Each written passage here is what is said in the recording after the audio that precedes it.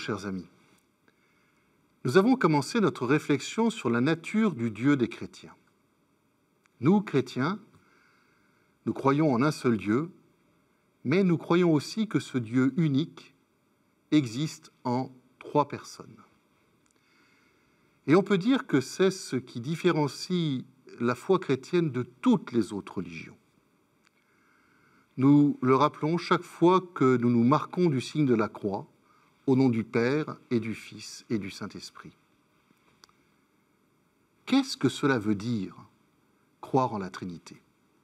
Comment comprendre que nous croyons en un seul Dieu et non pas en 3 dieux? Et en quoi, en fin de compte, cela a-t-il une influence sur notre vie spirituelle? Pour répondre à ces questions, nous allons d'abord voir que cela n'est pas une élucubration venant de l'imagination des hommes, mais que ce mystère, encore une fois, nous est révélé par Dieu lui-même quand il nous dit qu'il est l'amour. Il nous faut bien percevoir ce que nous dit notre credo. Celui-ci ne nous dit pas « un Dieu égale 3 dieux » ou « une personne égale 3 personnes », ce qui serait absurde. Le credo nous dit que Dieu, l'unique nature divine, se réalise en 3 personnes. Ce mystère de la Trinité n'est pas d'abord une énigme théologique, c'est le cœur de notre foi.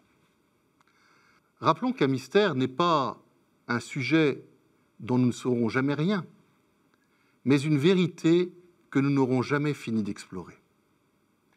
Si nous croyons au mystère de la Trinité, ce n'est pas parce que les hommes l'ont imaginé, n'ayant aucun exemple sur Terre d'un être qui soit un en 3, en même temps. Imaginer un tel Dieu était impossible. Nous y croyons parce que Dieu lui-même nous a révélé qui il est. Bien sûr, cette révélation s'est faite peu à peu au cours des siècles. Dieu ne s'est pas révélé d'emblée Trinité, parce qu'il voulait d'abord révéler son unicité face au polythéisme. Mais tout au long de la Bible, nous avons des preuves de cette révélation. Dans l'Ancien Testament, nous pouvons penser par exemple aux 3 anges qui visitent Abraham, ou bien à toutes les fois où le pluriel est utilisé quand Dieu parle. Mais il y a aussi le livre de la sagesse, où, quelques centaines d'années avant le Christ, l'Écriture commence à parler de la sagesse de Dieu d'une façon presque personnifiée. On parle aussi de l'Esprit du Seigneur.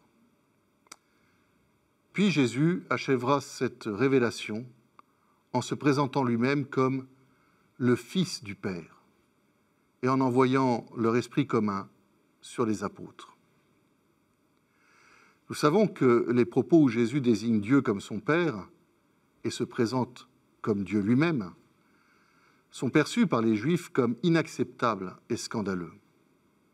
Car cette affirmation semble en contradiction avec une certaine compréhension du premier commandement. Notre Dieu est l'unique.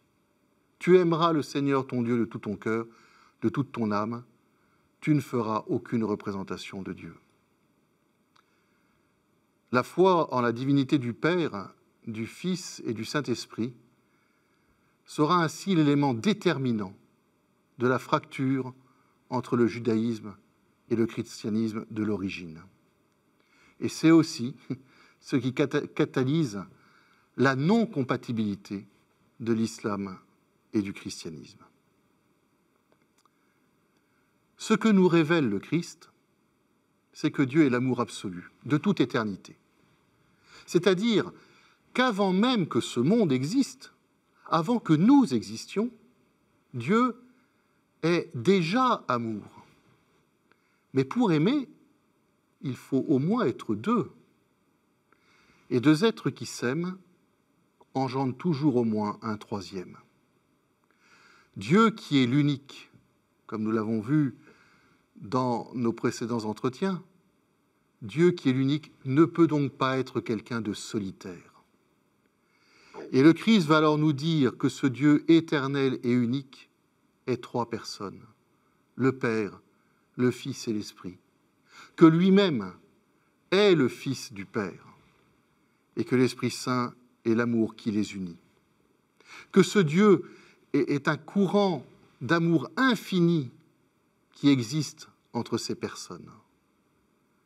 La Trinité, ce n'est pas trois personnes juxtaposées, mais trois générosités qui se donnent l'une à l'autre. Chaque personne n'existe qu'en se donnant aux deux autres.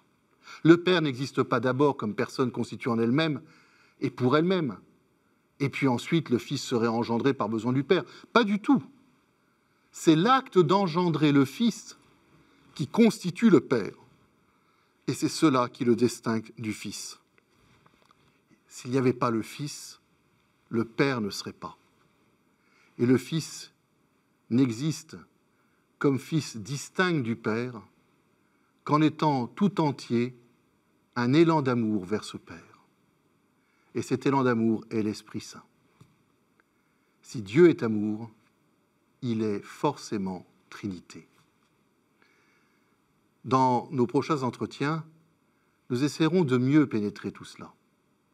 Nous partirons du fait que nous sommes à l'image de Dieu et que cette image peut nous faire mieux entrer dans le mystère de la Trinité. Et nous verrons alors que croire en la Trinité est tout à fait raisonnable. À très bientôt.